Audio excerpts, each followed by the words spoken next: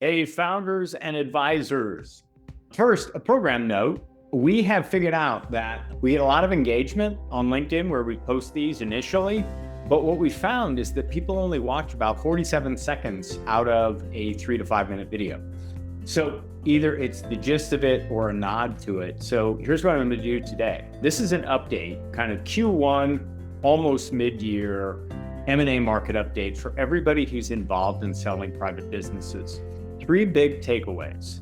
1, if you have a professional services business, a healthcare services business, a software and IT, or a tech-enabled business, and frankly, anything that's not impacted by tariff question marks and supply chain question marks, private equity has $2 trillion looking for deals, and there just aren't enough great businesses to fulfill that demand.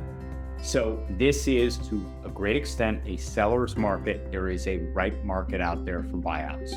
Until they can do those other deals, they're going to focus on yours. So if you're ready to go, go. If you're thinking about going, go. Especially go before things turn, before things happen to take a worse turn on a geopolitical basis, an interest rate basis, an economy basis. Go.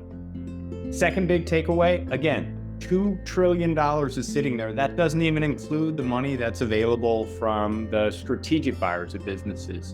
So if from a timing of a retirement standpoint or a life stage standpoint, or just opportunistically, or you're sick of running the business, whatever your why is, there's a lot of capital out there that can become part of either financial partnering for you, legacy maintenance for your business, or a path out. So if you're thinking about an exit, now is a great time to be kind of digging in on that. The last thing is, if your business is impacted by tariffs, the question mark, not necessarily the impact on financials yet, with supply chain, it is pencils down time.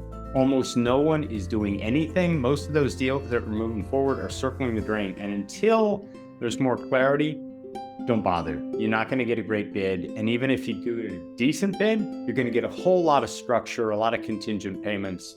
There's going to be a better time to sell. Okay, so that's it for today. Tried to make it a little bit shorter.